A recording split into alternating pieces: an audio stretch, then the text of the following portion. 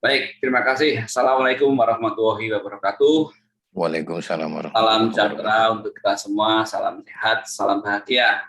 Teman-teman komunitas Sekolah Kader Bangsa Wahidin Salim yang saya cintai, saya hormati. Terima kasih sudah hadir dalam agenda kita biasa setiap Jumat. Mohon maaf kemarin Jumat kita nggak bisa hadir ya, karena ada sedikit ya biasalah kegiatan-kegiatan yang tidak bisa ditolak gitu ya, dan nyatanya hari Jumat waktu itu. Oke, Jumat ini seperti biasa kita akan sampaikan atau kita pencerahkan ya tentang hal terkait dengan karakter. Saya katakan di sini adalah resolusi karakter 22. Seakan-akan 2001 ini memang perlu kita tinggalkan dengan baik-baik dan kita sambut dua-dua dengan baik-baik ya. Bagi teman-teman yang agama Nasrani, saya ucapkan selamat Natal dan tahun baru ya, sukses selalu untuk ke depan. Silakan kita berinteraksi dengan baik dalam situasi yang seperti ini. Nah, harapannya dalam sesi ini teman-teman kita akan mencoba ini.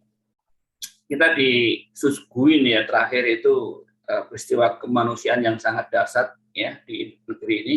Anda mungkin sudah mendengar bagaimana peristiwa Serayu ini sangat menggelitik hati kita ya. Seorang menabrak seseorang dan akhirnya rela membuang bangkainya di sungai. Dan itu menurut saya suatu karakter yang luar biasa. Disruption oleh ya Mas ya. Gimana ya? Iya, Mas, itu kurang ajar gitu. Jadi itu udah di luar batas. Belum pernah saya mendengar, apalagi ini perwira ya. Jadi dengan pendidikan yang cukup, dengan tingkat ekonomi yang cukup, kenapa peradaban bangsa ini di ujung tahun menghasilkan cerita seperti itu? Itu menyedihkan. Nah, ini menarik nih Bapak-bapak, kita bahas ini supaya menjadi renungan bersama. Dan it could happen to everyone gitu, karena memang mungkin situasinya yang mengharuskan seperti itu. Saya nggak bisa bayangin nih Mas Gus, sudah seperti itu hanya untuk menghilangkan jejak, kemudian dia melakukan perbuatan yang nggak dipikir panjang betul. Menarik itu, jadi itu trigger yang bagus dari Mas Gus tuh. Maka itu pendidikan kan tidak ada korelasinya dengan karakter, ya kan? Jabatan tidak ada korelasinya dengan karakter. Bahkan ketika ada tabrak lari di daerah tertentu dan orang itu tidak berpendidikan, malah dengan relanya mereka turun dari mobil mencoba membantu, dan itulah orang-orang yang punya karakter yang diharapkan oleh bangsa ini kan gitu ya. Nah, tertolak dari kondisi mau cerah apa lagi? Kursusnya berarti kapan ini gelarnya itu berarti? Nah, tadi sudah selesai. Nah, ada ini Pak Purwanto nih. Nah, caranya ini, udah ya? Udah. Oke. Tapi teman-teman, jadi itulah kira-kira latar belakang kita tahun 2001 itu memang banyak kasus, banyak kejadian yang akhirnya mendisruption karakter orang-orang tertentu gitu ya. Tapi ada yang istiqomah tetap aja dia sabar gitu ya, tetap mereka memberikan nilai-nilai yang terbaik dalam kehidupan berbangsa dan bernegara. Nah, untuk itu pada siang hari ini sengaja saya minta pemantik ini Pak Sal dan Pak Upe ya. Tadinya ada Pak Fidelis, beliau ternyata berhalangan untuk join karena sedang perjalanan ke Sibulga.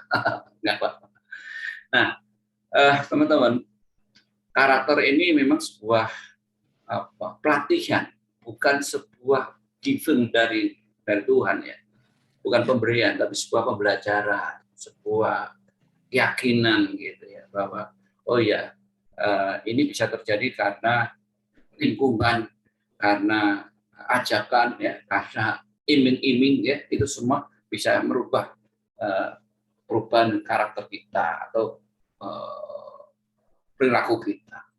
Nah, berkaca dari itulah maka siang ini kita coba merenungkanlah Pak. Kira-kira ke depan ini karakter khususnya adalah untuk energi para milenial kita, teman-teman kita, ya, yang milenial ini gimana cara mendevelopnya, ya, paling tidak itu nanti kita diskusikan.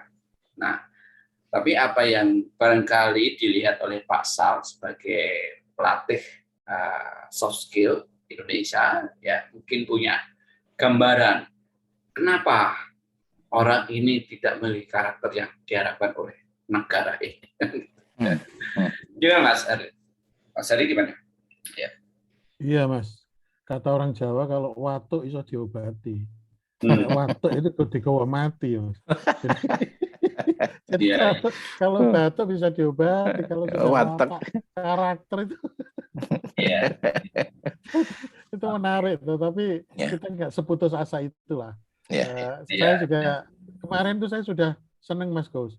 Mudah-mudahan Indonesia juara AFF gitu. Tapi kok Tuhan itu kok masih belum berkenan untuk memberi kebahagiaan walaupun menangan lah gitu loh. Iya. Gitu. Tapi nggak tahu nanti Sabtu ya. Itu saya lihat orang Indonesia sudah euforia banget ya Mas ya. Jadi pengen menang banget gitu loh. Tapi saya bayangin itu karakter juga Mas. Jadi saya bayangin cara pemain sepak bola itu. Saya bandingin ya. Jangan-jangan kita ini memang tipe bukan kerjasama ya, tipe individu. Kalau olahraga tuh yang menang kan bulu tangkis Mas. Sepak bola. Jangan-jangan tuh karakter kita memang kita tuh susah bekerja sama, contoh ya. Jangan-jangan kayak gitu. Nah, menarik tuh, monggo itu dulu lah Mas Gus ya. Oke. Baik, untuk itu saya serahkan kepada Pak Sal untuk mengawali sesi pertama. Silakan Pak, mohon dipantik Pak Sal. Terima kasih. Kita kasih applause buat Pak Sal. Monggo Pak Sal, silakan. Terima kasih Pak Gus dan teman-teman semua. Terus terang pada saat saya di WA oleh Pak Gus itu kayak semacam dapat hadiah Pak Gus. Ya, di saat-saat 2021 ini secara bisnis juga lumayan banyak istirahat gitu kan. Nah, tawaran dari Pak Gus ini bagi saya sebuah rezeki Pak. Sebuah rezeki untuk apa? Untuk ini saya membawa satu alat ya untuk ngaca, apalagi di bagian dekat-dekat kita punya kegiatan bersama hari ini, Pak Gus memasukkan fakta sejarah di Kaliserayu itu tambah lagi ya. Tadi Pak Gus mengatakan bahwa karakter tidak ada hubungannya dengan pendidikan atau apa gitu ya.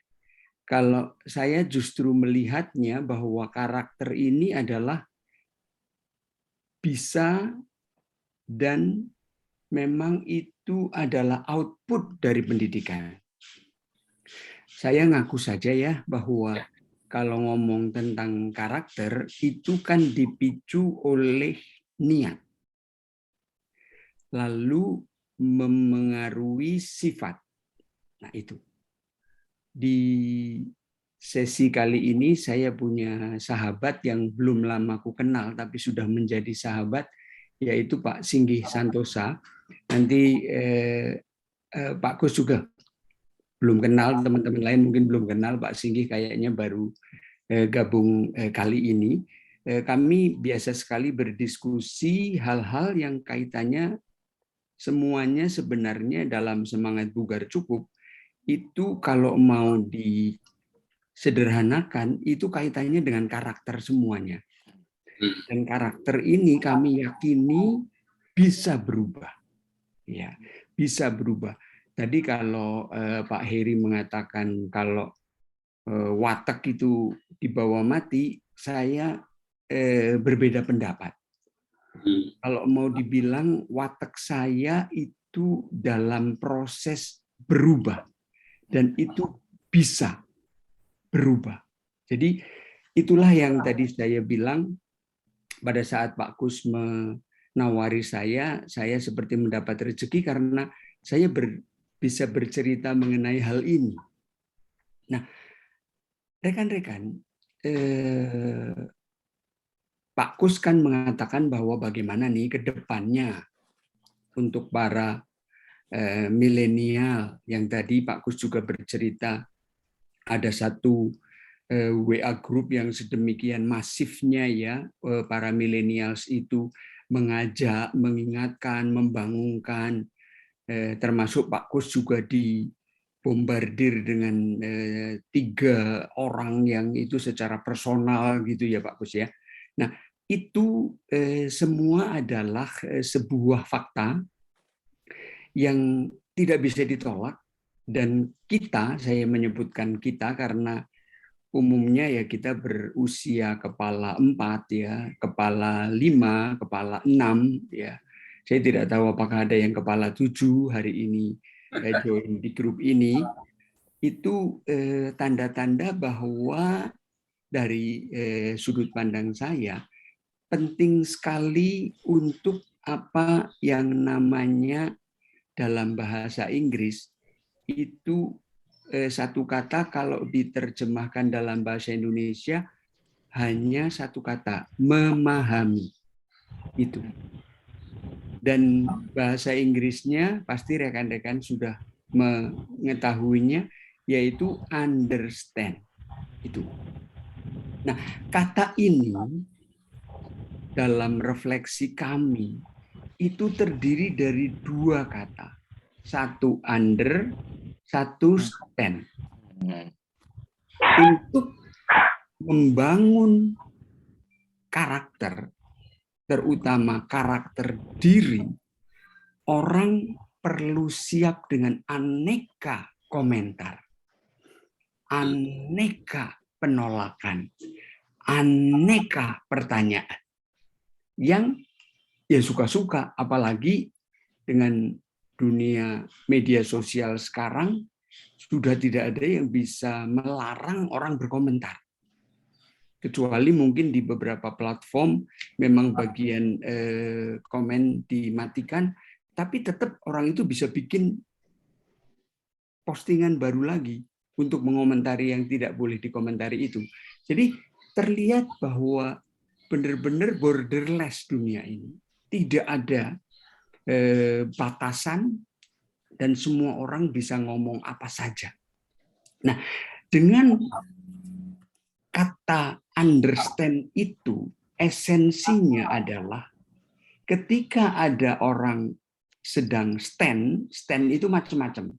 Berpendapat, ngeyel, kekeh, yakin banget ya dengan berbagai macam evidences yang dia punya, penelitian, buku-buku ahli yang dia katakan, ini sudah benar-benar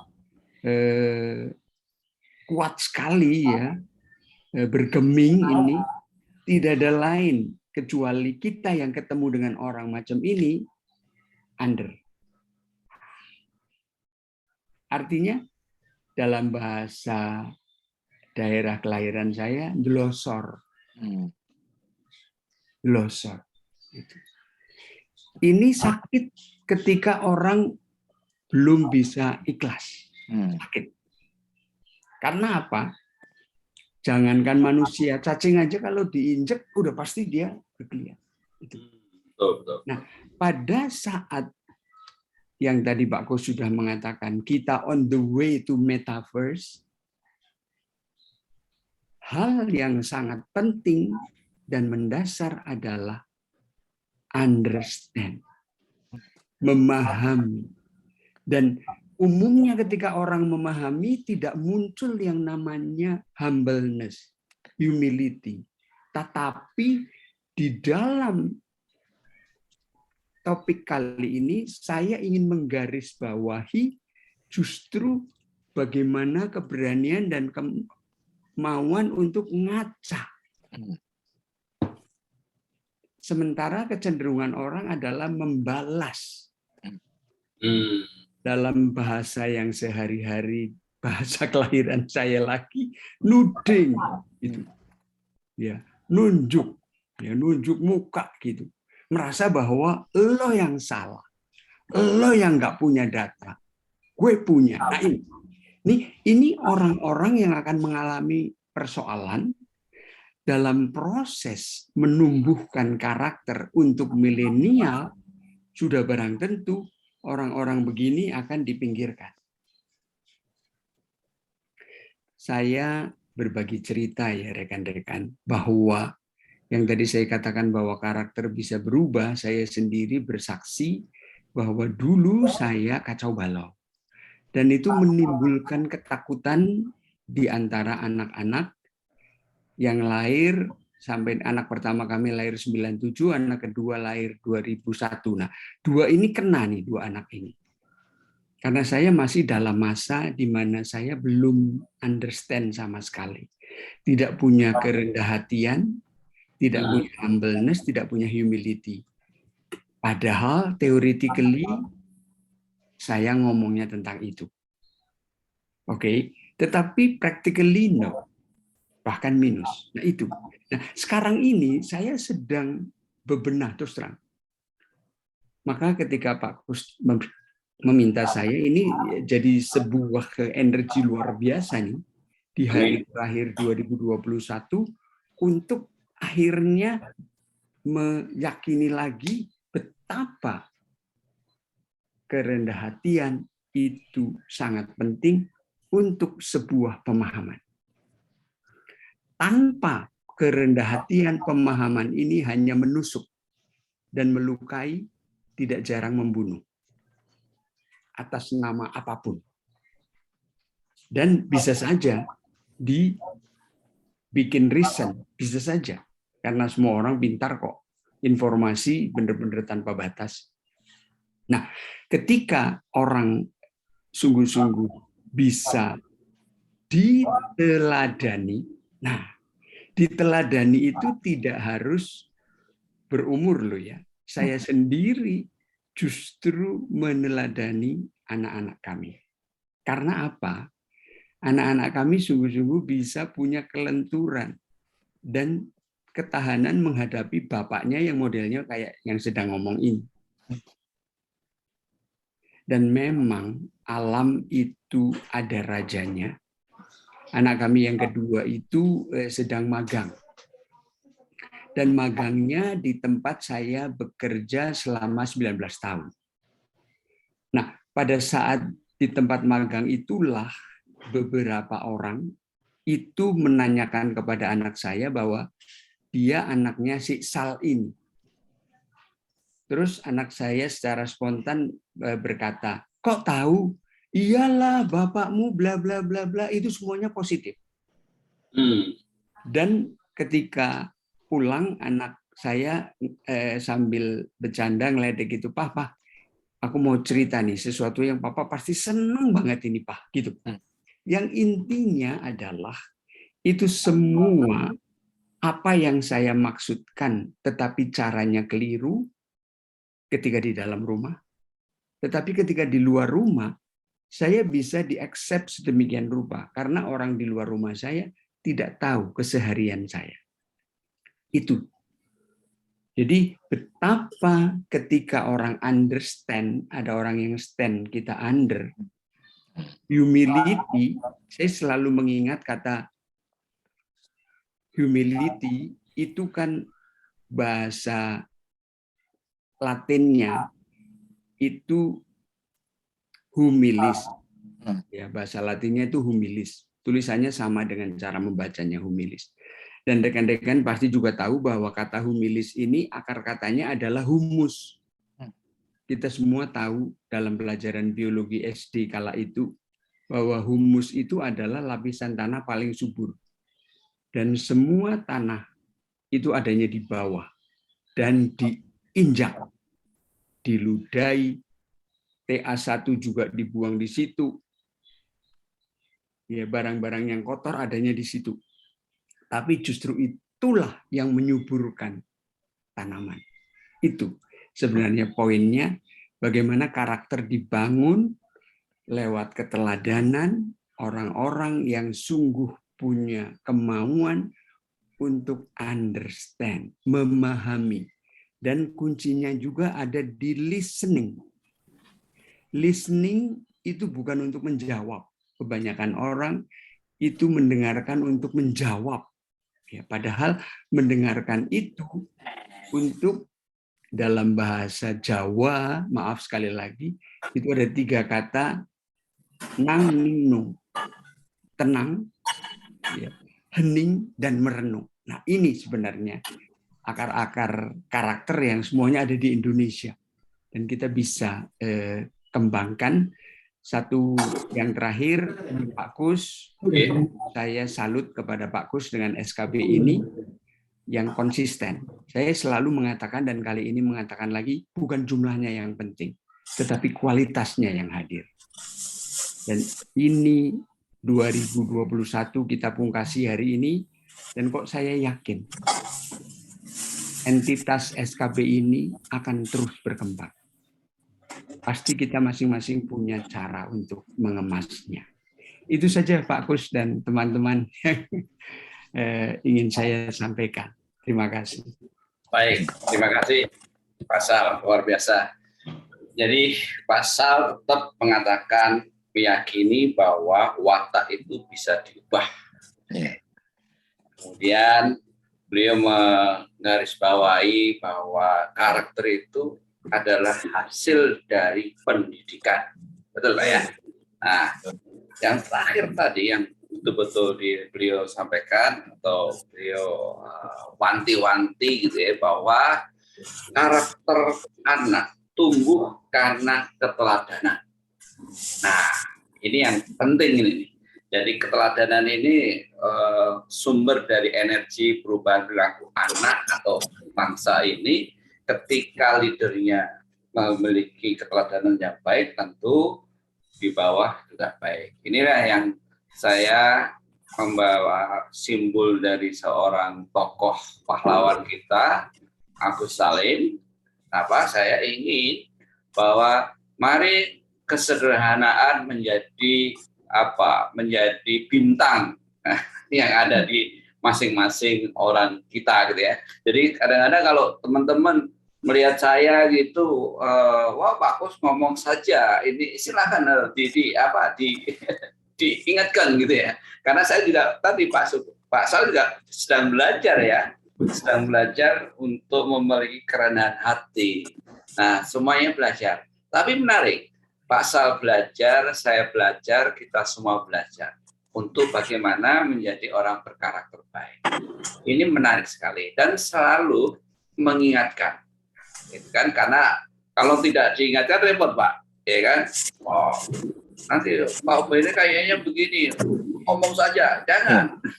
Kita telepon, kita sarankan, kita coba dekati dari hati ke hati, karena memang perlu siapa sih yang berani mengoreksi pasal, ya kan? Enggak, kalau kita teman yang ikhlas kan, pasal mohon maaf, kemarin saya ingin koreksi tapi gak enak di publik, tapi sekarang saya, nah itu menarik. Jadi teman-teman memang kita perlu terus belajar, dan saya yakin tadi karakter ini dimulai dari pendidikan di rumah, kemudian keyakinan kita bahwa karakter itu bisa tumbuh di anak-anak kita karena keteladanan kita sebagai orang tua. Dan yang terakhir tadi, Mas Sal juga mengingatkan, belajar untuk mendengar, ya, mengunderstanding, memahami apa yang menjadi kritik oleh orang lain untuk kita dan orang lain untuk komunitas kita. Menarik itu Pak. Ya, mendapatkan kritik aja itu luar biasa loh. Saya mungkin belajar itu udah, belum lama juga. Kadang-kadang kalau diingetin itu saya juga emosi kepada anak buah saya gitu. Tapi seiring waktu, oh iya juga ya, saya ternyata orangnya terlalu ego. Wah, belajar begitu. Oke, itu pemantik dari Pak Sa. Selanjutnya kita serahkan pada Ustadz Ubaidillah Anwar. Monggo, Ustadz. Silakan, Pak. Monggo. Ya. Assalamualaikum warahmatullahi wabarakatuh. Waalaikumsalam, Pak. Waalaikumsalam warahmatullahi Ya. wabarakatuh. Selamat siang semuanya ini. Luar biasa. Terima kasih Pak Gus dan terima kasih untuk para pecinta proses perubahan Indonesia yang hari ini bergabung di SKB ini, luar biasa. Teman-teman sekalian, tentu ada banyak angle, ada banyak perspektif, ada banyak sudut pandang yang bisa kita sajikan untuk memantik diskusi kita siang ini mengenai karakter. Tetapi sebelum berlanjut ke sana, saya ingin memberikan respon saya, Pak Gus, kepada pertanyaan SKB di flyer ini ya. Jadi ada pertanyaan mendasar, masih menarikkah karakter ini kita biasakan pada generasi Indonesia? Kira-kira begitu ya. Nah, apa respon yang harus kita berikan? Tentu berdasarkan bagaimana sunatullah bekerja dan praktek-praktek manusia dalam sejarah manusia ini, kita bisa simpulkan bahwa pembangunan karakter bagi generasi kapanpun itu bukan sebuah pilihan, tetapi keniscayaan. Jadi wajib hukumnya. Soal suka atau nggak suka, menarik atau nggak menarik itu urusan bab lain gitu. Tetapi mempromosikan gagasan bahwa karakter itu penting, itu tidak ada pilihan lagi. Nah, kenapa? Ada alasan yang sangat mendasar. Ada ungkapan di dunia karir itu begini, dengan keahlian yang Anda miliki, Anda memang bisa meraih tahapan prestasi sampai ke tingkat tinggi. Tetapi kalau tidak dibarengi dengan karakter, Anda bisa jatuh. Dan ini buktinya kan banyak. Orang dengan karir yang cemerlang tiba-tiba jatuh, lalu disekolahkan KPK di Bandung. Ya, tanpa karakter, skill oke, gitu ya. Bahkan tujuan pendidikan sendiri secara universal itu dua, keahlian dan karakter ya. Kalau di Indonesia bahasanya ada keahlian dan akhlak gitu. Tapi oke lah, itu masalah terminologi ya. Nah, dalam kaitan kita sebagai bangsa, sebelum kita ini kan ada kaum, ada komunitas, ada bangsa yang lenyap dari peredaran sejarah. Nah, apa yang menyebabkan mereka bisa lenyap begitu? Faktor terbesarnya ternyata bukan science and technology, tetapi karakter. Jadi kaum Ad yang diceritakan Al-Quran itu secara penguasaan teknologi sebetulnya tinggi, gitu. Cuman karakter mereka ngaco, akhirnya hilang dari sejarah.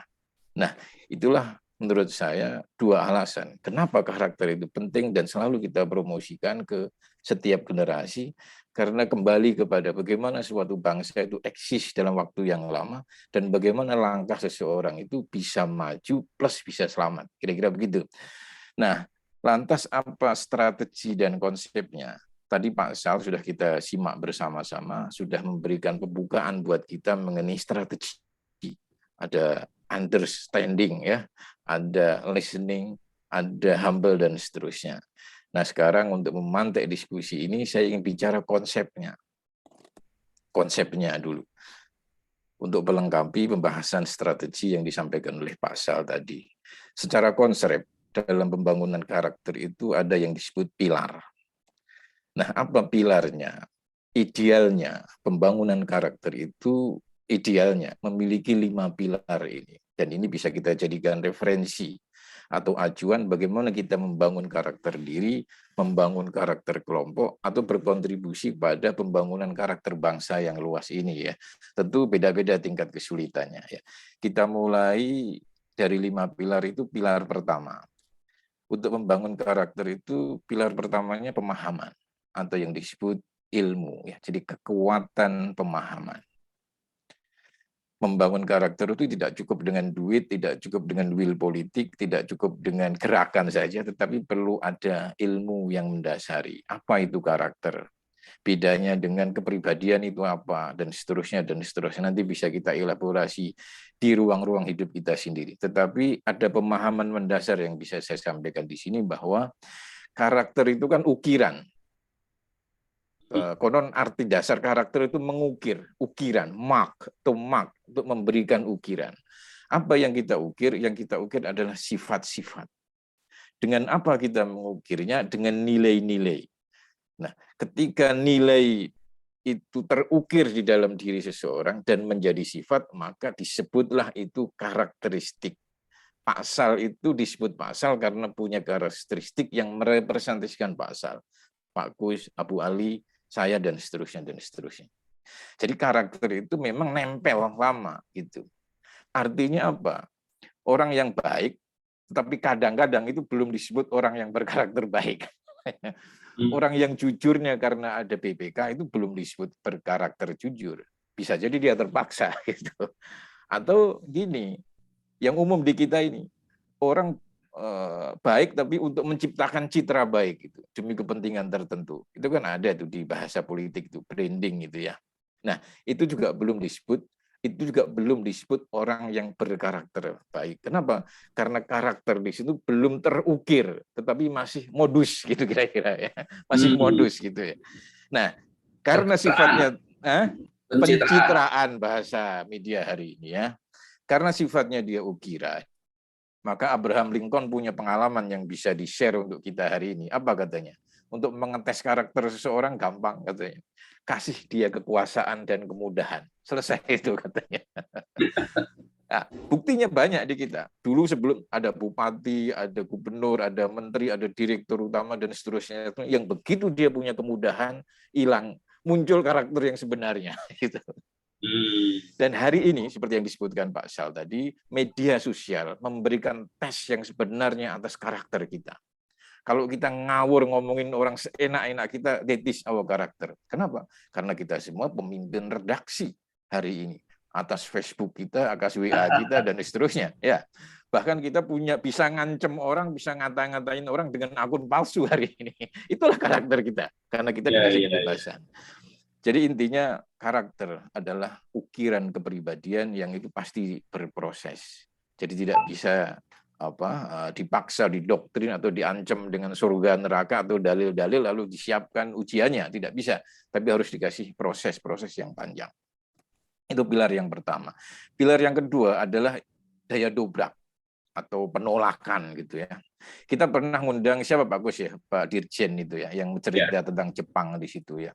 Jepang itu konon sebelumnya kacau, karakter bangsanya itu ngaco, tidak kondusif untuk menciptakan bangsa yang produktif dan seterusnya.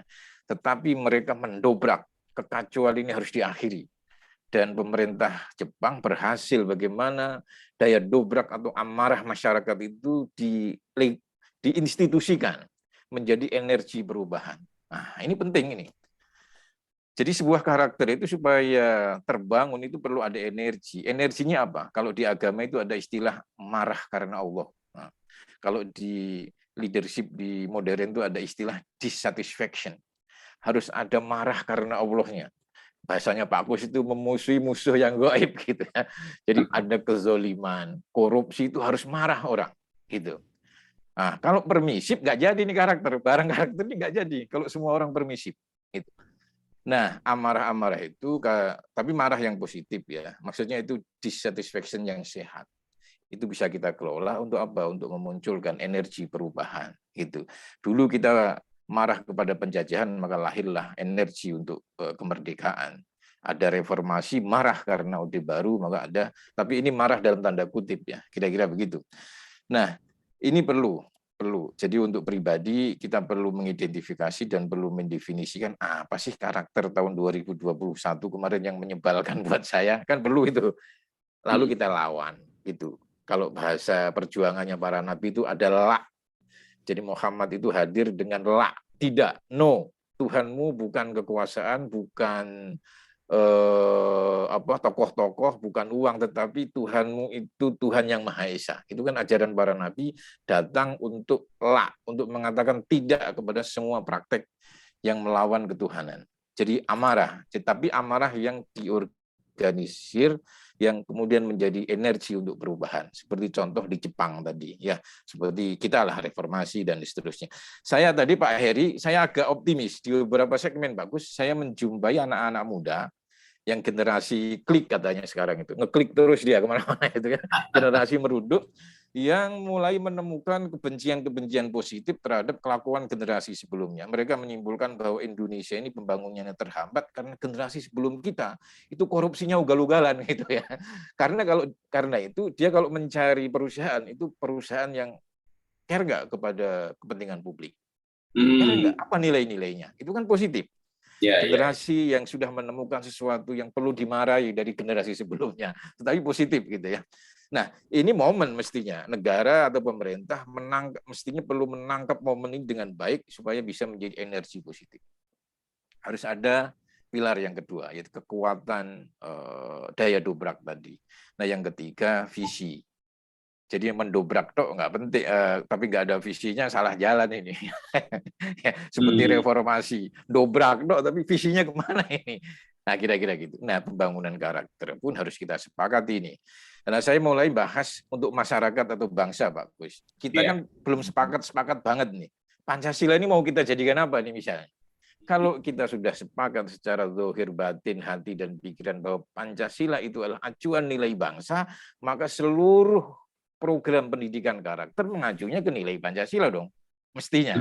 Kalau kita serius gitu, wah saya nggak mau Pancasila, ya dibubarin, ganti yang lain gitu. Ini jangan sampai Pancasila kita agung-agungkan pada tingkat konsep, tapi pada praktek nggak ada yang peduli. Gitu. Bahkan kalau kita lihat tujuan pendidikan nasional pun ada kata iman, ada kata takwa, ada kata kreatif. Ini ambigu gitu. Kenapa nggak Pancasila aja kalau itu memang pendidikannya karakter? Gitu. Nah, gitu. Nah, karena Pancasila pun dicuekin, maka orang suka-suka gitu. Yang misalnya apa? Khilafah apalah yang sehingga kita itu salah melihat gitu. Mendefinisikan terorisme salah, radikalisme salah, dan seterusnya karena acuan kita harus clear. Kalau memang Pancasila ini nilai yang jadi acuan kita, semua negara mau menseragamkan apapun usaha Anda, apapun agama Anda, apapun mazhab politik Anda, ketika you bergerak di ruang publik, maka acuan nilainya bagi karakter Anda adalah Pancasila. Seperti SKB ini, jujur, peduli, berani, apa sih ya? Itu clear gitu. Itu sepakat gitu. Artinya Pak, membangun karakter bangsa ini kalau acuannya nggak jelas, ini nggak kemana-mana, nation of nowhere, nggak kemana-mana, apa ini gitu. Nanti ada yang Islam agak keras-keras sedikit, nanti ada yang lunak, ada yang modern, tapi itu semua tidak koheren dengan pembangunan Indonesia. Nah, di tingkat pribadi atau keluarga, kita kan bisa memilih nilai-nilai acuan apa yang harus kita jadikan pedoman untuk proses pembangunan karakter gitu. Misalnya bisa agama, bisa ilmu pengetahuan. Idealnya kan 3 nilai itu. 1, nilai-nilai yang berbasis kebenaran wahyu. Setelah jujur itu kan wahyu. Jujur, bertanggung jawab. Yang kedua, nilai-nilai yang berbasis temuan sains gitu, kreatif. Itu kan ini. Yang ketiga, best practices. Best practices dari orang tua kita, dari tetangga, dari SKB dan seterusnya ya. Jadi intinya untuk generasi muda ini jangan sampai dia membangun nilai-nilai itu hanya meniru orang tuanya. Jadi ini ada kasus ini di zaman dulu Nabi Muhammad itu mendatangi kelompok komunitas tertentu di Arab di zamannya. Malah diledekin. Ledekinnya gini, Mat, aku ini membangun kehidupanku sesuai nilai orang tuaku lah gitu. Ngapain saya butuh inovasi baru gitu. Saat itulah Muhammad langsung menerima wahyu, bilang ke mereka katanya. Orang tuanya aja nggak tahu apa-apa tentang kehidupan ini katanya kan. Artinya apa? Basis pembangunan karakter untuk pribadi kita, keluarga kita itu 3 itu yang ideal. 1, nilai-nilai agama, terserah apa agamanya. Yang kedua, ilmu pengetahuan, sains ya, sains teknologi itu. Yang ketiga, best practices. Nah, kepada orang tua kita tidak perlu kita tiru gitu. Yang diwajibkan adalah berbuat baik. Kayak para nabi itu kan kadang-kadang ada orang tuanya yang kontra, tetapi dia tetap berbuat baik kepada orang tuanya. Itulah pilar yang ketiga, yaitu visi. Jadi harus ada dibawa kemana nih pembangunan karakter. Kalau bangsa ke Pancasila atau enggak gitu. Kalau enggak ya perlu dijawab nih oleh negara, dan pemerintah dengan segala organnya, Pak Bos ya. Kita ini Pancasila ini gimana gitu loh. Mau kita bubarin, mau kita pertahankan, atau mau kita setengah hatikan kan gitu. Ya, untuk pribadi kita clear. Nah, itu pilar yang ketiga. Pilar yang keempat yaitu strategi. Nah, ini menurut saya pokok ini. Yang ini klip dengan Pak Sal tadi ya. Film-film barat atau kan sering itu menyajikan karakter-karakter tokoh-tokoh tertentu dengan karakter tertentu yang bisa menginspirasi banyak anak-anak. Padahal itu barangnya nggak ada. Itu ya kan. Avatar, apa itu, Si Enchan lah, Rainbow lah, Jackie Chan, itu kan semua ada di dalam khayalan manusia, tidak nyata barangnya, tetapi dia bisa menginspirasi orang. Sementara Sudirman, Soekarno, Wahidin Salim, Hatta itu barangnya ada dulu gitu. Tapi ketika disampaikan ke publik, kok nggak ada yang doyan? Kenapa? Salah satunya adalah strategi. Nah, penyampaian nilai-nilai karakter itu perlu sesuai dengan generasi. Kalau sekarang digital, yang nggak bisa dihindari. Pancasila itu kalau memang kita sepakati untuk sebagai acuan nilai karakter, ya harus disampaikan melalui film misalnya. Nah, yang generasi sekarang itu seneng gitu, tokoh-tokohnya siapa kayak gitu ya. Tokoh-tokoh kita itu real ada, Hasanuddin semuanya, tapi masih kalah sama si Enchan atau si Avatar. Padahal itu nggak ada barangnya. Kenapa? Cara penyajiannya, strategi penyajiannya bagus dengan film, dengan macam-macam. Nah, artinya apa? Generasi pendidikan karakter pun belum punya strategi yang bagus. Nilai itu kan tetap konstan, tetapi strateginya harus selalu berubah. Jangan sampai pendidikan karakter itu dikasih ajaran dalil-dalil agama kemudian disampaikan lalu disiapkan, itu strategi zaman dulu, gitu kan?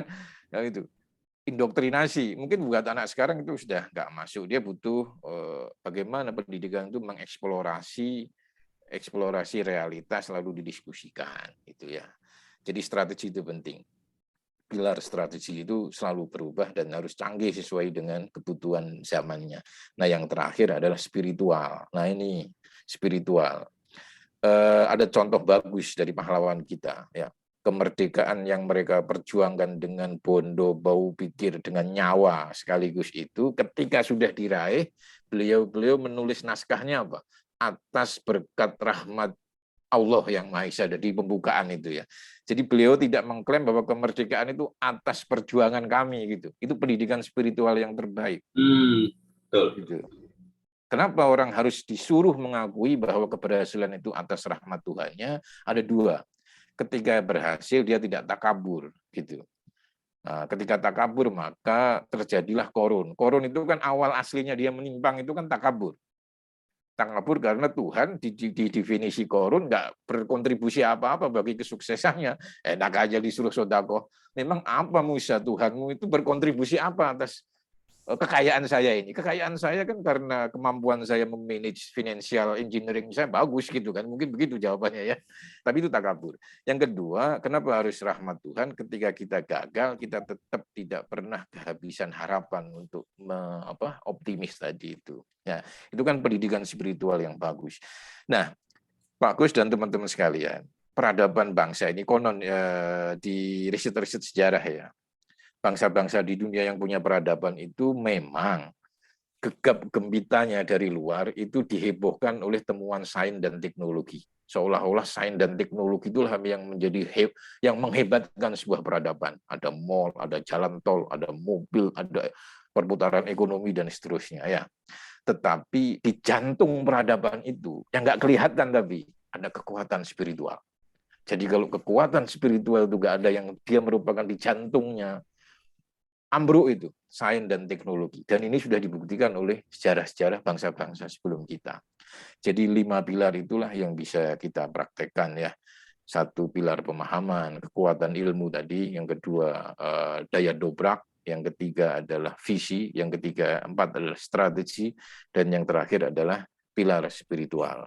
Intinya teman-teman SKB semua, untuk membangun karakter kita nggak butuh duit, nggak butuh persetujuan Pak Ma'ruf Amin atau Pak Jokowi. Cukup dengan kemauan kita sambil terus mendengar. Itu kan kata Pak Sal tadi ya, bahwa untuk mengubah masyarakat kita, bangsa kita memang butuh power. Gitu ya. Dan kita semua hari ini dengan SKB ini bagian dari power itu. Terima kasih Pak Gus.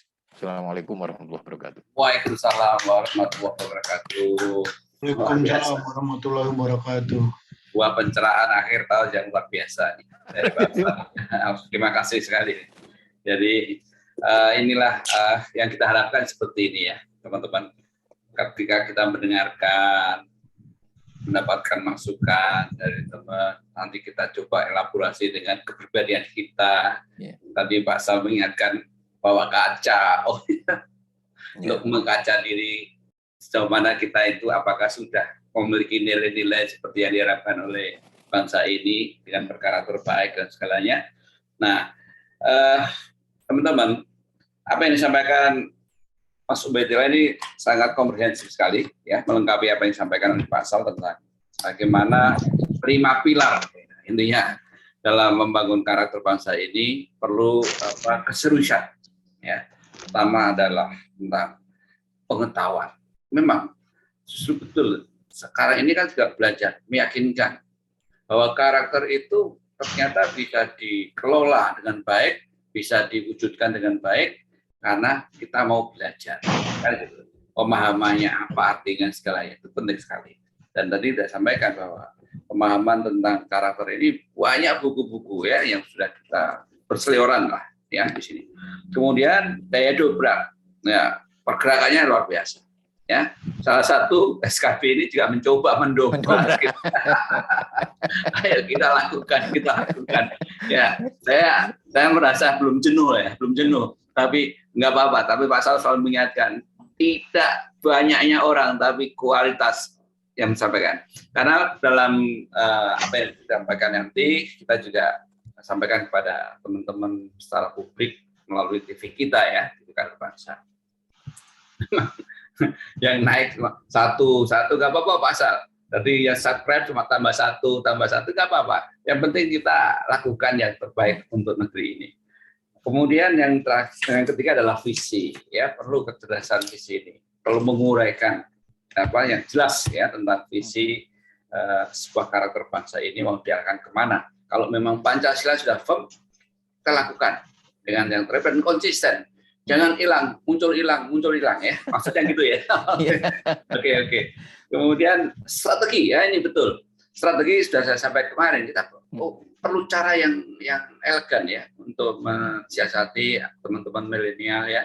Ini baru ya kita belum banyak lah milenial terkabur ini, mungkin Mas Jafar ini termasuk yang milenial gitu ya, tapi menarik lah gitu ya. Dan nanti bisa di-share ke teman-teman gitu, bahwa ini mungkin pencerahan yang susah gitu ya, karena kita nggak menawarkan harta,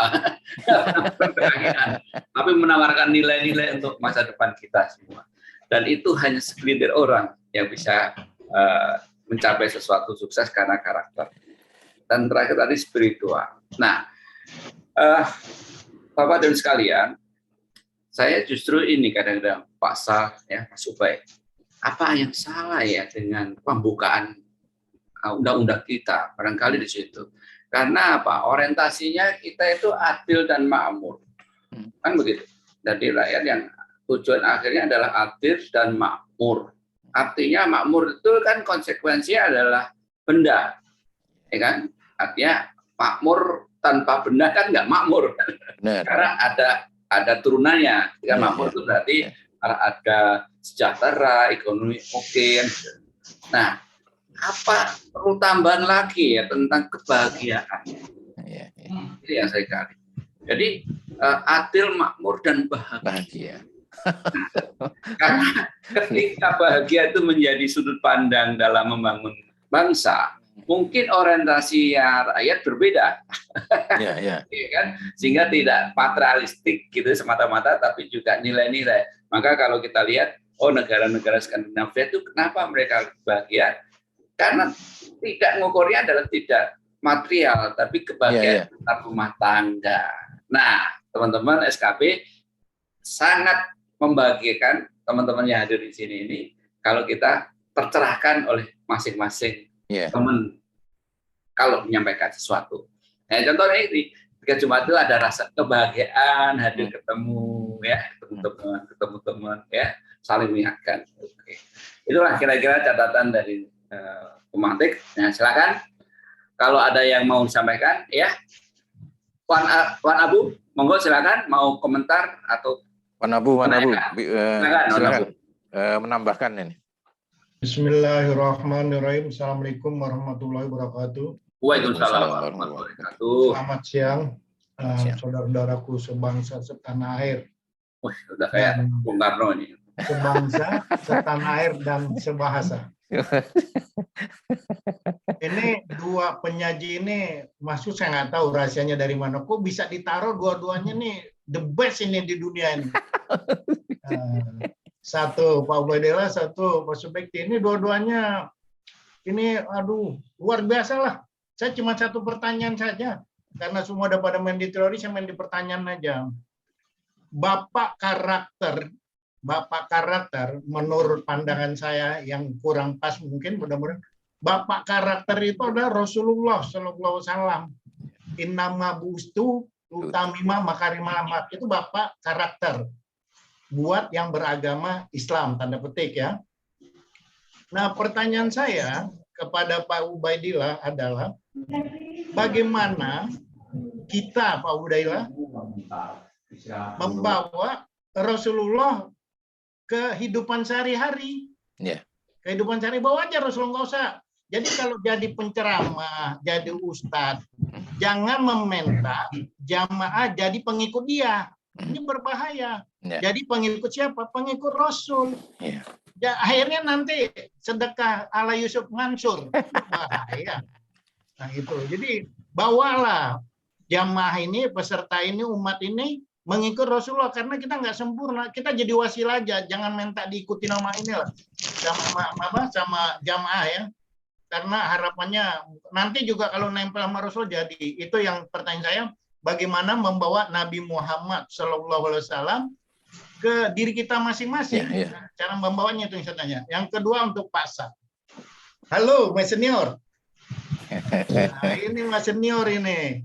Nah, dalam kepercayaan terhadap Yesus Kristus, ya kan, having peace. Yo kan pakai bahasa Inggris, saya bahasa Jawa nggak banyak ngerti Pak. Maaf, saya lahirnya di rumah sakit Karoles, bidannya orang Belanda. Bercanda dikit ya, bercanda dikit. Nah, jadi saya kalau pakai bahasa Jawa belum ngerti Pak. Saya harus banyak belajar sama Anda. Having peace in Jesus Christ makes our character good. Jadi beriman kepada Yesus, jadi pengikut Yesus, itu adalah merubah kita punya karakter. Ya kan? Dari kita dibenci, bagaimana Yesus bisa berbaik sama musuh-musuhnya? Itu konsep dari mana? Itu konsep yang luar biasa. Kita orang baik aja kita pukul, bagaimana orang jahat? Kita gebukin, kan gitu. Nah, jadi pertanyaan saya sama Pak Hasan, bagaimana membawa Yesus ke masyarakat? Itu aja. Dua-duanya saya yang satu bawa Nabi Muhammad, pasal bawa Yesus Kristus. Udah gitu kita makan di rumah makannya Pak Kus. Terima kasih. Oke. Ya, terima kasih ini. Wah, ini pertanyaan luar biasa ini ya. Oke. Dan dari penanya yang luar biasa Pak Gus ini. Ya, pertama tentang dakwah tadi ya. Jadi prinsip dasarnya dakwah itu mengajak manusia kepada jalan Tuhannya, bukan jalan Ubaidillah, bukan jalan Pak Gus, bukan jalan Abu Ali, bukan jalan Ustadz XXXX gitu ya. Bahwa dalam prakteknya Ustadznya juga ingin diikuti dan masyarakatnya juga mau mengikuti, itu deviasi, namanya penyimpangan.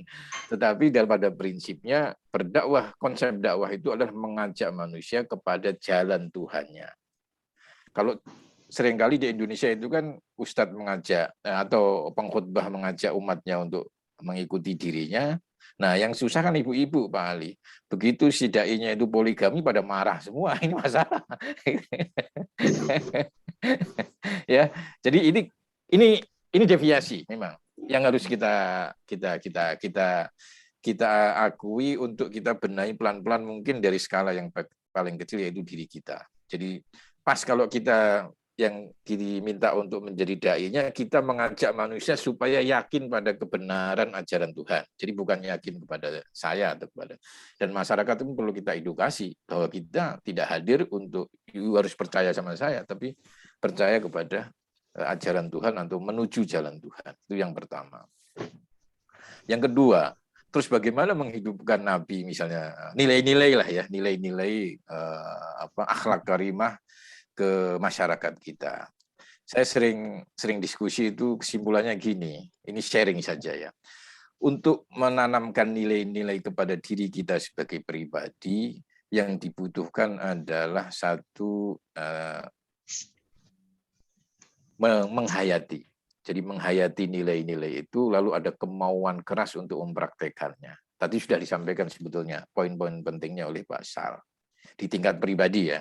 Jadi kalau di zaman dulu itu ada proses bagaimana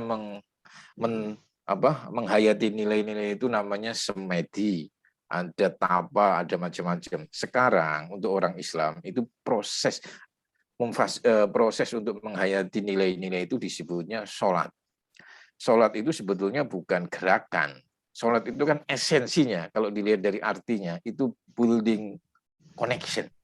Jadi membangun koneksi, itu sholat. Bahasa Arabnya itu wasola yasilu silah. Wasola itu nyambung, nyampe. Jadi bagaimana orang difasilitasi untuk membangun connection. Dengan siapa? Pertama tentu dengan dirinya. Yang kedua, ini yang paling sentral kan. Yang kedua secara vertikal. Yang ketiga secara horizontal. Jadi sholat. Bahwa prakteknya sholat itu gerakan, bahkan gerakan sosial juga. Itu deviasi kecil-kecilan yang perlu kita perbaiki pelan-pelan. Tapi in the essence, sholat is building connection. Itu yang paling mendasar.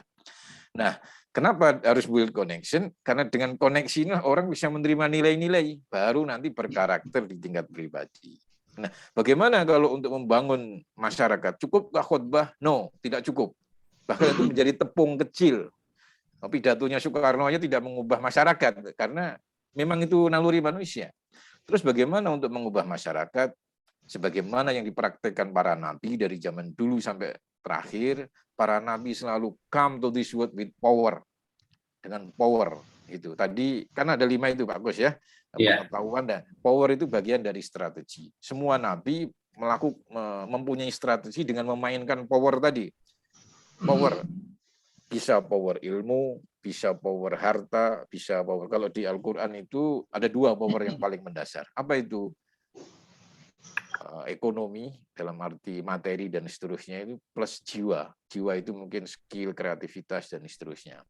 Nah, saya sering ngomong, diskusi sama teman-teman saya dari sering di kelompok-kelompok kajian Islam itu ya, saya sering ngomong begini Pak Gus, seandainya firman itu bisa langsung mengubah masyarakat, kita semua ini nggak butuh para nabi, gitu ya, karena nggak ada ceritanya masyarakat bisa dirubah oleh undang-undang, oleh Al-Quran, oleh Injil, itu nggak ada. Para rasul itu diturunkan sebagai role model, bagaimana nilai-nilai itu bisa mengubah masyarakat dengan pertaruhan nyawa, gitu. Bahkan dari sekian rasul itu ada yang performanya itu nggak keren-keren amat gitu Pak Gus. Ya, untuk menunjukkan kepada manusia bahwa perjuangan itu nggak selalu berhasil menurut kacamata manusia. Gitu. Saya sering ngasih contoh misalnya Nabi Nuh, gitu ya. Nabi Nuh itu kalau diaudit secara manajemen performa hari ini itu merah semua hasilnya. Dakwah 950 tahun, umatnya cuma nggak nyampe 100 gitu. Nuh, apa yang kamu lakukan Nuh selama 950 tahun ini, gitu ya. Tapi God memberikan apresiasi besar kepada Nuh. Ini bukan soal you dapat berapa juta umat, Nuh, tetapi you telah on the track, gitu ya. Bahwa memang para nabi itu tidak ditakdirkan sukses semuanya gitu. Nabi Muhammad itu kan bisa keren di Madinah di mana. Tapi ada orang yang satu RT, bahkan tetangga dia, bahkan besan dia, itu nggak bisa dia selesaikan. Itu. Besannya ya, bahkan menantunya itu mendanai pemberontakan. Itu. Jadi sampai orang-orang sekelilingnya itu panas, ini menantu ngeyel ini katanya kan. Tapi that is life gitu kan. Maksudnya para rasul itulah realita. Bagaimana nilai-nilai dari langit itu dimasukkan ke masyarakat dengan resiko yang nyawa kadang-kadang ada gagalnya dan pasti berhasil. Di satu sisi terus ada ketidaksempurnaannya. Ini juga melebarkan hati kita kan, bahwa perjuangan itu tidak harus menghasilkan sesuatu yang sempurna 100%, tetapi yang dinilai kan prosesnya. Mungkin itu Pak. Oke. Gus ya. Ya. Oke. Lanjut Pak Sal. Oke. Baik. Terima kasih Wan Abu yang sangat keren Pak. Sangat keren, sangat unik, sangat penuh dengan semangat belajar. Ya, ini pertanyaan ini sudah berkali-kali ditanyakan oleh beliau. Berkali-kali beliau juga minta tema ini dibahas dalam webinar seperti ini.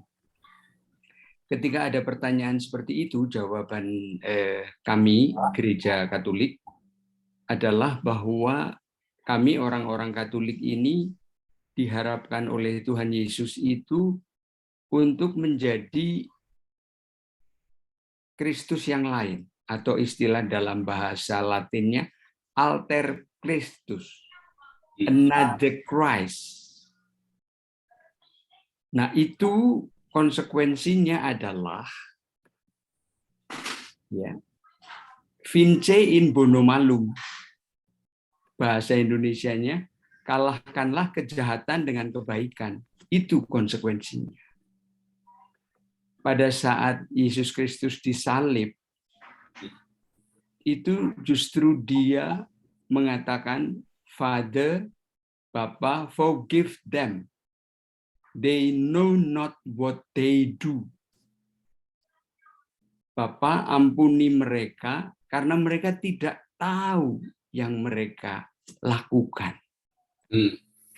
Itu sosok Yesus Kristus dari sebagian yang mungkin rekan-rekan pernah dengar, dan kata passion itu sesungguhnya artinya adalah menderita. Tetapi banyak kali orang happy-happy saja ketika mengatakan ini memang passion saya. Tetapi pada saat ada persoalan mengeluh. Nah, berarti itu bukan passion. Karena konsekuensi orang mengatakan passion itu adalah akar katanya bahasa Latin, tulisannya patior, membacanya patior, itu artinya suffering, menderita. Dan itu adalah sosok Kristus yang disalib, tapi itu bukan finish. Finishnya pada apa? Pasca. Pasca itu artinya apa? Sesudah wafat. 3 hari bangkit. Nah ini, habis bangkit kemana? Mekrat. Ya. Lalu, nanti siapa yang menemani pribadi ketiga? Yang Roh Suci, Roh Kudus. Nah itu. Maka di situ secara singkat saya menceritakan Tritunggal Kudus atau Trinitas itu adalah satu Allah dengan 3 diri. Ada Bapa, ada Putra, ada Roh Kudus. Di Gereja Katolik ada banyak krisis, rekan-rekan. Ada banyak krisis. Dan salah satu yang bisa membuat tampaknya, saya bilang tampaknya ya, damai, itu adalah, kenapa saya bilang begitu, karena tidak semua orang Katolik itu percaya atau mengakui Vatikan. Tidak. Ada yang Katolik Ortodoks tidak mengakui Vatikan, tetapi secara ajaran sama. Hanya kepercayaan pada Yesus Kristus itu Gereja Katolik memahaminya. Katolik Roma yang saya yakini adalah bahwa Dialah Allah, Dialah sahabat saya, ya, karena Yesus sendiri mengatakan bukan kamu loh yang memilih aku, ini kata Yesus, tetapi aku yang memilih kamu, dan aku menempatkan kamu supaya kamu berbuah, dan berbuahmu itu melimpah. Artinya apa? Manfaat bagi orang-orang. Itu Wan Abu, penghayatan kami sebagai Gereja Katolik, penghayatan saya sebagai Gereja Katolik yang mungkin Wan Abu juga sebenarnya sudah tahu, ini sebuah underline saja. Terima kasih. Oke, terima kasih. Baik, barangkali ada teman-teman yang mau sharing. Yang lain silakan Pak Heri, Pak Heri. Mana Mas Heri? Yang lain dulu Mas Gus. Pak Edi. Pak Edi, silakan Pak Edi. Mas Jafar. Pak Singgi. Ya. Terima kasih. Silakan Pak Singgi, silakan. Sharing Pak. Terima kasih saya diberi kesempatan untuk gabung dengan sekolah apa ini tadi ya? Kader Kader bangsa. Kader bangsa berkarakter luar biasa. Luar Ini, biasa ya, Pak. ya, Ya. 2 kali saya ikut ya. 5 Oh. tahun yang lalu saya diundang oleh Pusat Studi Pancasila Kebangsaan di UGM. Ya. Di situ ada guru PAUD, SD, SMP, SMA, lalu dari yayasan di Jogja dan juga para dokter profesor. Ada satu yang menarik tentang karakter seperti tadi dikatakan 5 pilar oleh Mas Ube tadi memang benar, tetapi dalam penerapannya pendidikan sangat berpengaruh karena walau bagaimanapun lingkungan itu besar pengaruhnya. Waktu itu tentang KKN yang merebak ya. Lalu ada satu pertanyaan yang sungguh membuktikan kalau tadi dikatakan Mas Ube untuk mengukur karakter sulit sekali. Dengan pilar yang ada pun seringkali kita lengah. Waktu itu ada pretest dari panitia. Mungkin Bapak-bapak bisa menjawab, memikirkan 3 menit. Waktu itu yang datang 120 orang.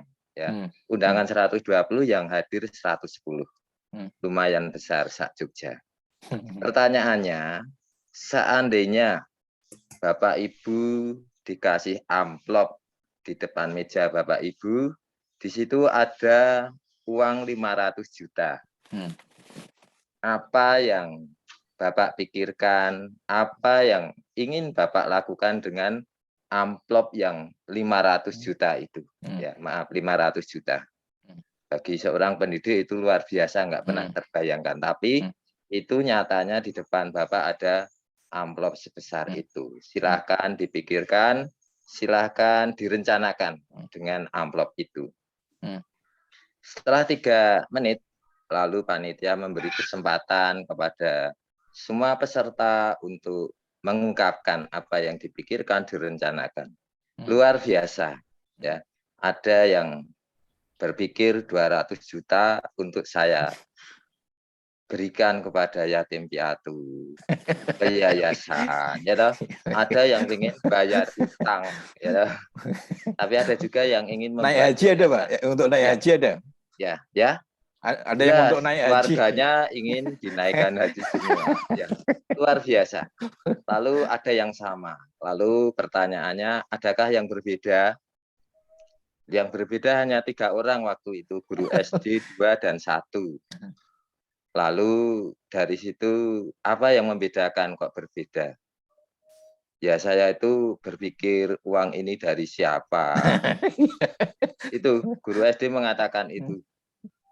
Nah, terus bagaimana rencana Bapak? Ya itu yang saya pikirkan, yang saya rencanakan uang ini dari siapa? 500 juta.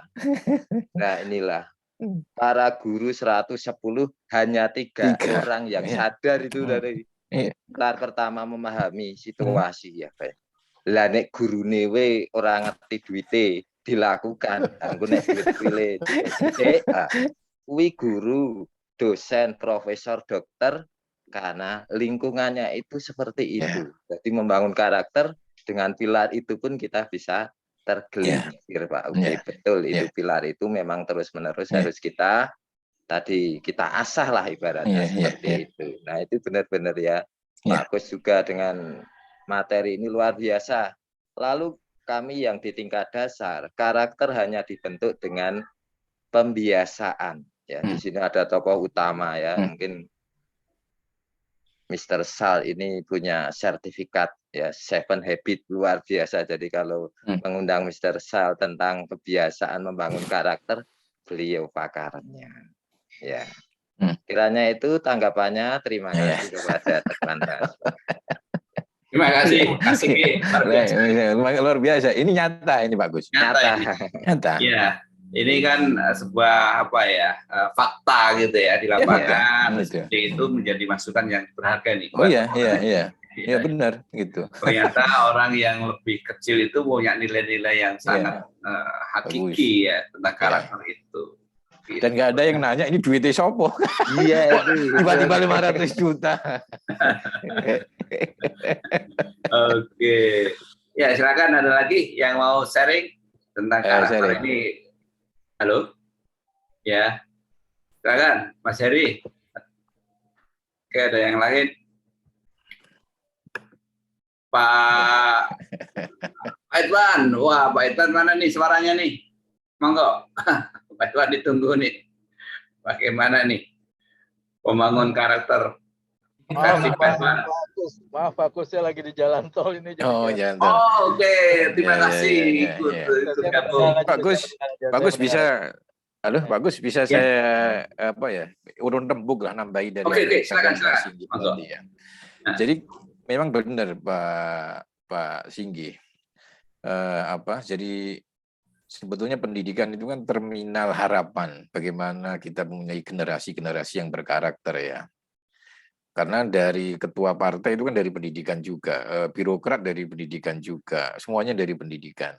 Dan kalau membangun karakter bangsa yang pendidikan di terminal utama. Cuma memang pendidikan sendiri kan menghadapi persoalan ya. Kalau kita sepakati Pancasila itu sebagai nilai utama pembangunan karakter, maka pendidikan sendiri kan belum bertuhan-tuhan banget gitu loh. Kan dasarnya kan harus berketuhanan yang Maha Esa, itu kan filosofinya. Nanti kan bisa dielaborasi ke perilaku, misalnya dikasih duit hilang Tuhan itu, yang muncul kebutuhannya, kan begitu. Ya, jadi intinya pendidikan kita sendiri masih menghadapi problem yang sama-sama perlu kontribusi banyak orang lah. Terutama dalam bagaimana membumikan nilai-nilai Pancasila itu ke dalam perilaku, kebiasaan politik, sampai ke karakter pendidikan sendiri. Kan kita semua tahu pendidikan kita terlalu imposing ke skill ya, ke administrasi sama skill yang saya tangkap hari ini itu. Gurunya disibukkan dengan administrasi, anak-anaknya dikasih tugas-tugas yang terkait dengan skill, skill kognitif malah. Bukan skill operasional, skill kognitif gitu, ngapalin, PR dan sebagainya. Padahal sekolah-sekolah yang di negara yang lebih maju dari kita sudah menghilangkan itu. Karena inti dari pendidikan sebetulnya kan bukan mendoktrin orang, tetapi mengeluarkan kehebatannya. Kan setiap manusia jujur. Nah, supaya jujur itu kan harus dikeluarkan kehebatannya itu. Dalam melawan setannya itu siapa gitu. Nah, semua manusia kreatif. Nah, supaya kreatifnya keluar kan harus diasah oleh pendidikan gitu. Tapi dalam prakteknya kan pendidikan bukan mengeluarkan, malah masukkan gitu, menghantam orang dengan hafalan, dengan konsep-konsep kognitif gitu. Memang itu kembali lagi, inilah deviasi kecil-kecilan yang sama-sama perlu kita perbaiki. Deviasi. Itu aja itu. Nah, kemarin ada cerita Pak Singge di airport itu yang pernah saya sampaikan di sini. Orang nemu bukan 500 juta Pak Singge. MM-an 16M atau siapa sih Halimah itu ya. Halimah yang cleaning service airport Soekarno-Hatta itu kan menemukan dompet yang isinya miliaran gitu. Nah, dia hatinya bercahaya saat itu, dikembalikan ke kantornya. Dia nggak mikir ini 1M untuk beli rumah. Jadi soalnya hati yang percaya tadi. Oke. Terima kasih. Ya, ini ada Mas Heru. Mas Heru. Mas Heru. Amreci, teknologi monggo, silakan. Ya. Terima kasih. Terima kasih ya, semuanya. Ini di mana Pak Heru nih? Di Bandung, Pak. Oh, Bandung, beliau ya. Silakan Pak, sharing dengan kita. Salam kenal untuk senior semuanya. Semuanya, salam kenal. Jadi saya cuma ikut urun rembuk aja karena ini kok percakapannya menarik tentang karakter. Memang kalau dilihat untuk bangsa Indonesia sendiri kan kita sudah semuanya paham bahwa memang dasar negara kita itu kan Pancasila itu memang banyak yang bilang itu paten. Kemudian apakah dengan perkembangan zaman ke depan ini Pancasila ini bisa berubah atau bisa mengikuti zaman atau tidak? Gitu. Sehingga kenyataannya memang kalau kita lihat, karena saya lebih menjalani ilmu praktis dibandingkan ilmu konseptual ya, karena beberapa kali saya coba untuk konsep itu karena waktu dan membutuhkan juga narasumber yang begitu banyak, sehingga saya melihat dari sisi ilmu praktisnya. Nah, kebetulan beberapa waktu ini kan saya membuat aplikasi diinstal di handphone itu, namanya aplikasi Pancasila. Aku bangga Pancasila. Gitu. Jadi karena di situ saya mencoba membuat suatu kurikulum berbasis Pancasila. Kenapa seperti itu? Keren itu. Karena awalnya saya lihat terutama di sekolah anak-anak saya itu kan sudah mulai, kalau kita lihat dari SMA ke bawah itu sudah mulai pelajaran Pancasila itu berkurang. Jadi berkurangnya itu sekarang bahkan digabung, dengan alasan digabung dengan ilmu PPKN. Tetapi kalau zaman dulu itu kan masih Pancasila itu sendiri. Jadi ada PMP, terus kemudian ada P4. Nah itu kan sekarang semuanya sudah hilang ya, digabungkan dengan alasan digabung ke pelajaran yang mungkin hampir sama PPKN. Tetapi sebetulnya kalau dilihat PPKN sendiri itu kan kewarganegaraan untuk bela bangsa. Jadi berbeda dengan Pancasila, karena Pancasila sendiri itu adalah sebagai fondasi atau dasar karakter sebetulnya. Jadi karakter bangsa Indonesia itu ya karakter Pancasila. Gitu. Jadi kenapa itu sebagai dasar negara? Karena siapapun yang berada di Indonesia kan lahir dari bangsa ini. Yang setelah tahun 1945, 17 Agustus itu semua menjadi warga negara yang tinggal dan mengurus administrasi status kewarganegaraan, warga negara Indonesia. Jadi mau tidak mau, suka tidak suka, memang dasar negara kita ini ya Pancasila. Cuman bagaimana aplikasi Pancasila itu di era-era anak muda? Karena beberapa kali saya coba tanya ke anak-anak muda itu, ya bahkan sampai mungkin dari 5 sila aja nggak ada yang hafal. Gitu. Apalagi kita bicara masalah aplikasinya atau tiap-tiap ayatnya, tiap-tiap pasalnya. Ini jangankan sampai ke Undang-Undang Dasar 45 gitu, yang begitu banyak tulisannya, gitu kan.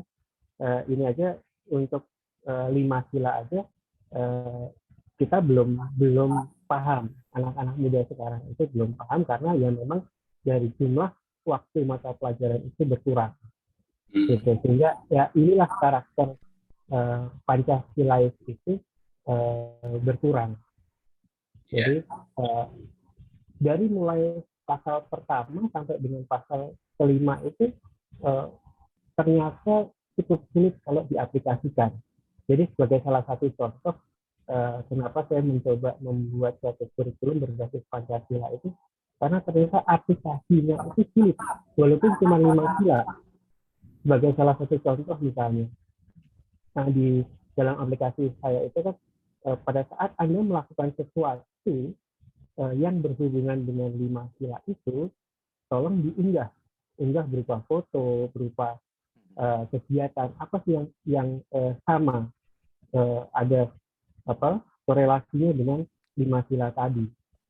Nah, ternyata dalam sehari-hari itu sebetulnya kita banyak melakukan kegiatan yang berhubungan dengan 5 sila tadi, tetapi kita tanpa sadar bahwa itu merupakan bagian dari dasar-dasar 5 sila tadi.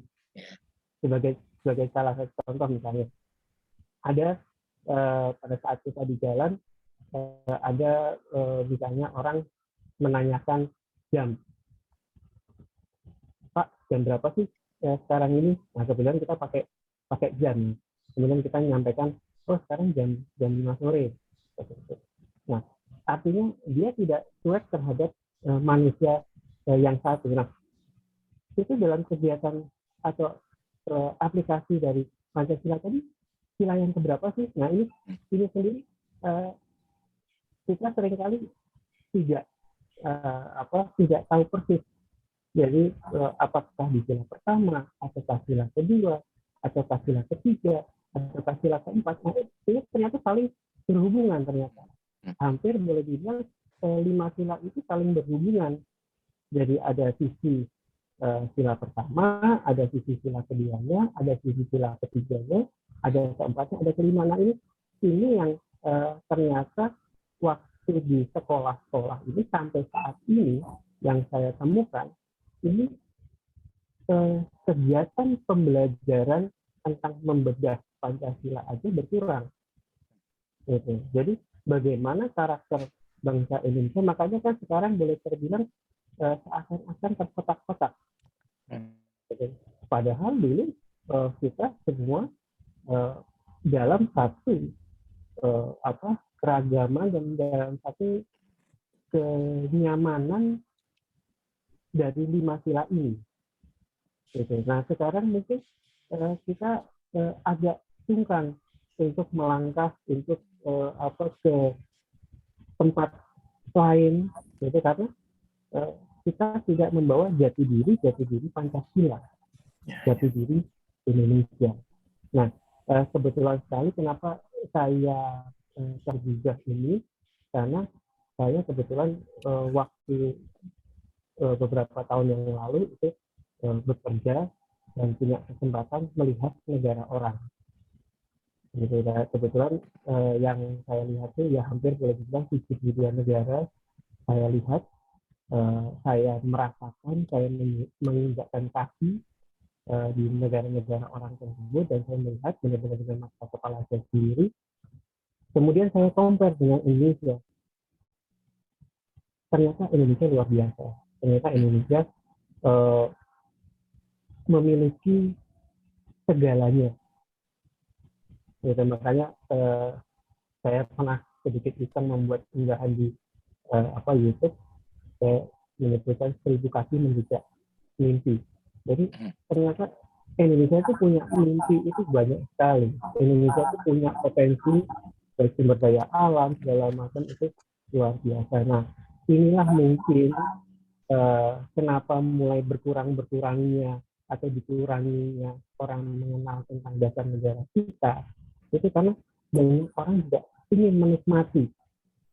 Gitu. Nah saya hanya sedikit miris kalau bangsa Indonesia ini akhirnya hilang jati dirinya, hilang karakternya, hilang keindonesiaannya. Nah inilah yang mungkin waktu ini tepat sekali PKB ini di bawah kepemimpinan Pak Bush ini membuat suatu acara di akhir tahun, penghujung tahun sekali ini juga saya pas lagi lihat, wah ini pas kebetulan waktunya bisa kepengen join gitu, karena luar biasa karakter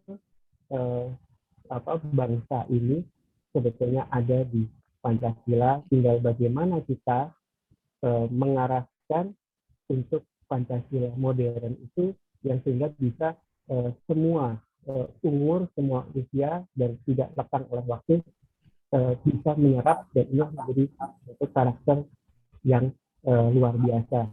Karena waktu kalau pas lagi bola kemarin itu saya lihat kan, wah luar biasa sekali ya antusiasnya. Dan ternyata di situ ada logo Garuda di bajunya. Dan kalau saya sempat lihat ada salah satu artis gitu, kalau nggak salah Reza itu dia beli kaos bola itu, desain dari toko Garuda itu luar biasa sekali, warnanya merah, logo Garudanya emas. Saya nggak bisa beli itu, tapi si Reza penyanyi itu beli. Saya lihat, wow, ini saya bangga sekali melihat Garuda ini dipasang atau ditempatkan dengan desain yang sederhana tapi menarik. Mungkin ini Pak. Ya, Oke. Terima kasih ini. Terima kasih atas waktunya. Mohon maaf terima kasih. apa Oke, terima kasih Mas Heri. Wah, ini luar biasa. Generasi muda nih Pak Gus ya. Generasi muda. Ya.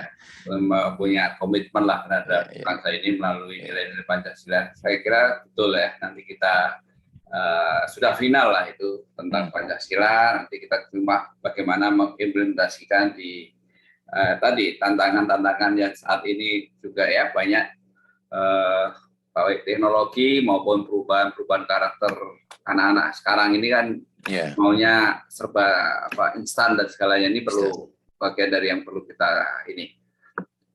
kita luruskan. Nah, teman-teman, saya ingin menggarisbawahi begini menurut saya. Jadi kita tidak usah terlalu skeptis dengan nilai-nilai yang kita anut ya, artinya bahwa di SKB ini kan saya sudah mencoba ya bahwa karakter jujur, peduli, adil, ya, berani, itu saja udah luar biasa. Saya kira itu bagian dari Pancasila. Cuma nanti masuk di mana itu kan kita Nah, sehingga kadang-kadang yang disebut karakter baik saja Pak Ubay, Pasal ya, Mas Heri, kadang-kadang masih berbeda pandangan. Oh, dia karakternya baik karena sering memberi uang. Rakyat kecil mungkin melihatnya seperti itu. Oh, dia orangnya baik karena sering mentraktir. Dia punya karakter baik karena membagi-bagi proyek. Sembako. Oke kan? Nah, definisi karakter baik ini harus kita luruskan melalui seperti ini. Kalau saya bilang bahwa orang yang punya karakter baik ketika pertama dia punya komitmen, apa yang disampaikan itu yang dilakukan, kan begitu. Oh, ini orangnya kalau bicara pasal itu, kalau dia sudah bilang kan begitu. Kalau sama Pak Ubay itu, kalau janji waktunya jam 10, pasti jam 10. Jangan pernah melakukan perubahan-perubahan. Ini nilai-nilai menurut saya. Nah, ada sebuah yang mencoba membelokkan arti karakter baik itu diartikan adalah kalau dia memberi uang, kalau dia itu memberikan proyek, kalau dia itu memberikan kesempatan untuk berbagi. Bukan itu. Ketika saya mengatakan A dan saya delivery A, itulah karakter. Jadi sebetulnya ini yang harus kita luruskan bersama-sama. Jadi mari melalui SKB ini kita coba luruskan tentang makna sebuah karakter orang yang nantinya akhirnya kelompok dan akhirnya menjadi karakter bangsa. Nah, dalam kesempatan ini di akhir tahun, saya ingin mengajak teman-teman yang bergabung, mohon masing-masing kalau berkenan, mari apa yang bisa kita kontribusikan kepada teman-teman lain di luar SKB ini untuk mari kita ajak untuk bergabung di dalam nilai-nilai ini. Saya nggak ngerti, di dalam grup ini itu sudah ada lebih dari berapa Pak ya? 100, mungkin 200 lebih ini. Ya, grup kan? SKB, bagus. Ya, di grup SKB. Ya. Di grup SKB itu sekarang ada 202 partisipan. Dan mereka enjoy dengan di grup itu, nggak keluar gitu kan. Mungkin belum ada hidayah untuk mengeluarkan ilmunya, atau mungkin merasa nggak bernilai kalau saya bicara di SKB Wasalim. Nah, tapi kalau tidak, mari silakan. Saya mau ikut di mana ajakan ini. Yang setiap kali ada nilai-nilai atau ada pelajaran yang berkaitan dengan karakter, saya berusaha pasti ikut. Ya, mahasiswa saya kelompok ikut, semuanya saya ikut. Ya, nah, saya tidak ingin bahwa suatu saat itu SKB akan hilang hanya karena itu kan karena punyanya Pak Sat yang ngomong. Ini kan Pak Ridwan yang ngomong. Bukan itu. tapi saling meluruskan. Dan tadi ada sebuah platform yang rasanya ini perlu kita ikuti cara dia, yaitu caranya adalah meyakinkan, ayo kita jembatani ini, kan gitu. Materi apa yang kita perlu lakukan? Banyak sekali, ya. Nah, dengan teman-teman menyuarakan saja, dengan yuk kita rame-rame melakukan transformasi diri menjadi orang yang berkarakter baik, kan gitu ya. Karena ke depan ini tantangannya ini Pak Heri ini, tantangannya 2004 ini Pak Heri. Iya. Ya, sekali lagi 2004 dan 2002 ini kita akan terus kampanyekan bahwa hulu persoalan bangsa ini adalah ada di karakter. Di karakter, dan karakter itu bisa jadi menjadi alat pendidikan, dan itu dimulai dari 560 wakil kita di Dewan DPR RI. Nah, hulu persoalan itu di situ. Jadi marilah kita sama-sama kampanyekan, mari kita pilih calon-calon anggota dewan yang memiliki karakter baik. Dan karakter baik itu tidak memberi uang, tapi berperilaku kemanusiaan. Berperilaku sebagaimana yang kita harapkan bersama. Itu poin yang ingin saya sampaikan dalam akhir tahun ini. Jadi tanpa kita mengajak, akan menjadi persoalan besar bagi negara ini yang terus-menerus seperti ini. Ya, saya berharap suatu saat muncul seorang tokoh nasional yang rela bersandal jepit, ya, rela bersederhana hidup, dan kita diajak semua bertafakur, ya, bahwa inilah hidup dengan penuh kesederhanaan. Nah, itu inginnya kita ya.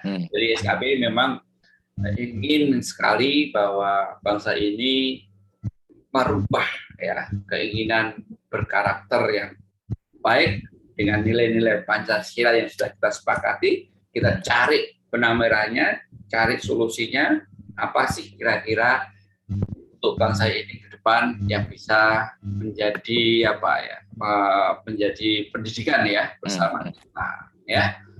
Gimana Mas Heri, ini belum bicara soal karakter. Monggo Mas Heri. Ini pesan-pesan 2001 nih. Iya, jadi simpelnya gini, ada 3 kata-kata yang bagus Mas Gus, sejalan dengan Mas Gus. If your wealth is lost, nothing is lost. If your health is lost, something is lost. But if your character is lost, everything is lost. Sebenarnya kunci yang dibicarakan tadi itu, karena Pak Sal tadi ngasih cermin, jadi saya bercermin terus dari tadi Pak Gus.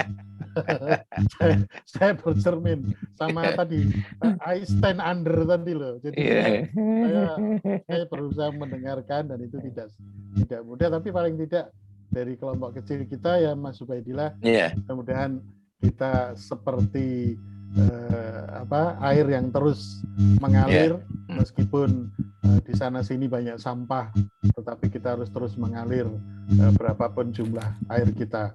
Suatu saat kalau airnya sudah mengumpul, sampah-sampah itu pasti akan tergerus. Tapi kalau kumpulnya lama, memang ya harus sabar. Banyak sampahnya daripada airnya ya Mas Gus ya. Bisa bicara sedikit? Silakan. Bisa kan? Ya. To the point aja, bisa nggak SKB itu 3 bulan ke depan itu materi-materinya bisa, atau minimal sebulan lah. Misalnya bayangannya, pembicaranya nggak perlu, maksudnya ininya aja, rencana-rencananya membahas apa gitu, supaya sebelum datang hari Jumat udah belajar dulu gitu. Boleh itu. Oke. Mau belajar dulu kan, bukan datang baru belajar, tapi mau belajar dulu gitu. Wah ini bicara, coba belajar, nyari-nyari tahu kan, nanti ada soal sulit kita kasih Pak Guru. Ya. 3 bulan ke depan, sebulan gitu kan, yang dibahasnya aja, yang dibahasnya apa gitu. Tapi pembicaranya bebas. Boleh ya. Boleh. Mau belajar sebelum datang ke sekolah kan. Baik. Ya, terima kasih.